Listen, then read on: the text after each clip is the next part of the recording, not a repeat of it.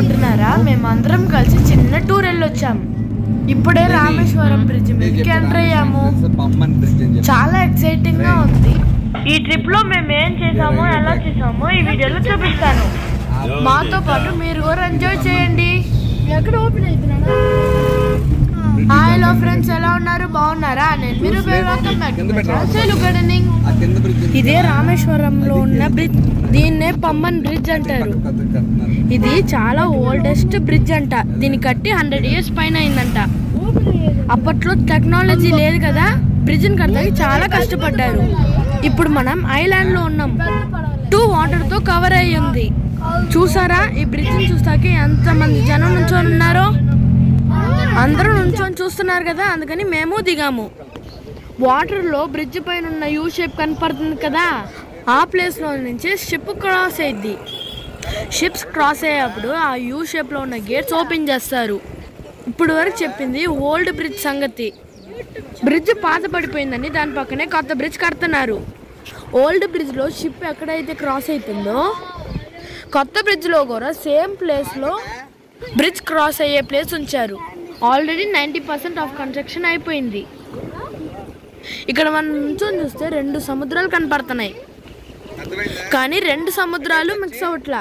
మనకి colour difference తెలుస్తుంది. Dark బ్లూగా ఉంది బే ఆఫ్ బెంగాల్, లైట్ గ్రీన్ కలర్లో ఉంది అరేబియన్ సీ. మేము వెళ్ళినప్పుడు సైక్లోన్ ఎఫెక్ట్ ఉంది, అందుకని గవర్నమెంట్ షిప్స్ని సీలోకి అలో చేయాల. మేము బోటింగ్ వెళ్దాం అనుకున్నాము, కానీ అన్ని బోట్స్ లంగరేసి స్టాప్ చేసి ఉంచారు. మేము నుంచొని చూస్తూ ఉంటే ట్రాఫిక్ జామ్ అయిపోతుందని పోలీస్ అబ్బాయి వచ్చి వెళ్ళిపోమన్నారు. స్టార్ట్ అయిన వెంటనే పైన చూస్తే చాలా గద్దలు కనపడినాయి. గద్దలు ఊర్లో మాయమైపోయినాయి కదా. ఇక్కడ చూడండి ఎన్ని గద్దలు ఉన్నాయి, కలర్ కలర్గా చాలా బ్యూటిఫుల్గా ఉన్నాయి. మా కార్ని ఒక్కొక్కటిగా క్రాస్ అవుతుంది, కానీ ముందుకెళ్ళి చూస్తే చాలా ఉన్నాయి. ఈ బ్రిడ్జ్ లెంత్ మొత్తం 3 kilometers.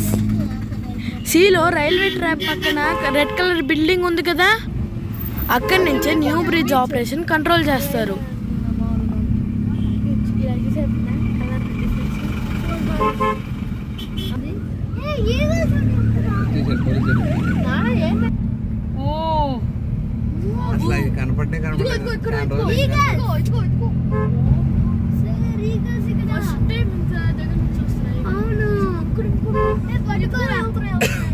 అరే అయ్యే కోడి పిల్లలు అసలు ఎంత దూరం నుంచి అన్న వచ్చి టప్పుని పెట్టుకెళ్ళిపోతాయి. అయ్యో అసలు ఎన్ని ఉన్నాయో మన వాళ్ళు అలాగే ఉండేమా ఎవరికి.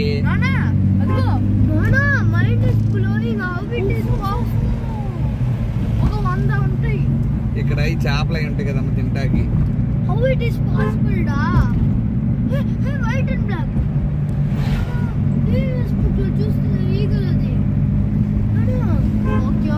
చూసారా? షిప్పులు మొత్తం ఆపేసి ఉంచారు సీలో.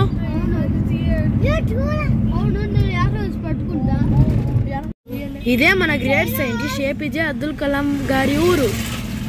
ఇదే ఆయన బరియల్ గ్రౌండ్. ఆయన గుర్తుగా ఒక మెమోరియల్ కట్టారు. ఆ ప్లేస్ లో ఒక చిన్న రాకెట్ కూడా ఉంచారు.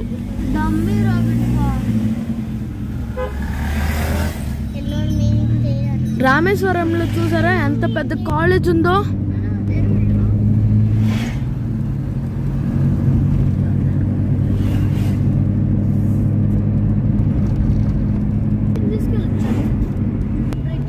రామేశ్వరం బ్రిడ్జ్ దాటేసాం. ఇప్పుడు మనం ధనుష్కోటికి వెళ్తున్నాం.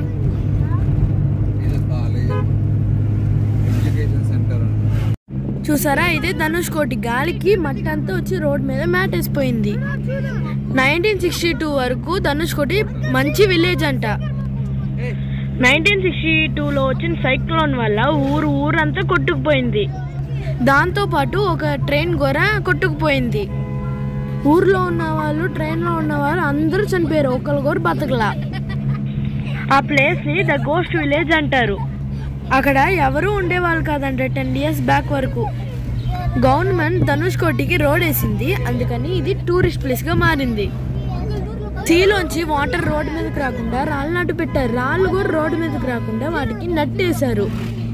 ఒకవైపు సముద్రం ఏమో చాలా సైలెంట్గా ఉంది, ఇంకోవైపు సముద్రం ఏమో సైక్లోన్ ఎఫెక్ట్ వల్ల చాలా పెద్ద పెద్ద వేవ్స్ వస్తున్నాయి. నెక్స్ట్ వీడియో ధనుష్ కోటి ఎండ్ పాయింట్ ఇంకా మేము అక్కడ ఎలా ఎంజాయ్ చేసామో చూపిస్తాను.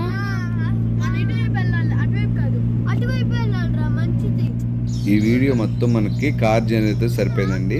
నెక్స్ట్ వీడియోలో మనం Dhanushkodi end point of India వెళ్ళింది ప్లేసు అన్నీ మీకు కరెక్ట్గా చూపెడతాం. మీకు కనుక మా వీడియో నచ్చితే please like, share and subscribe to our channel సెలు గార్డెనింగ్. మనం నెక్స్ట్ వీడియో కలుద్దాం. Bye. Thanks for watching our video.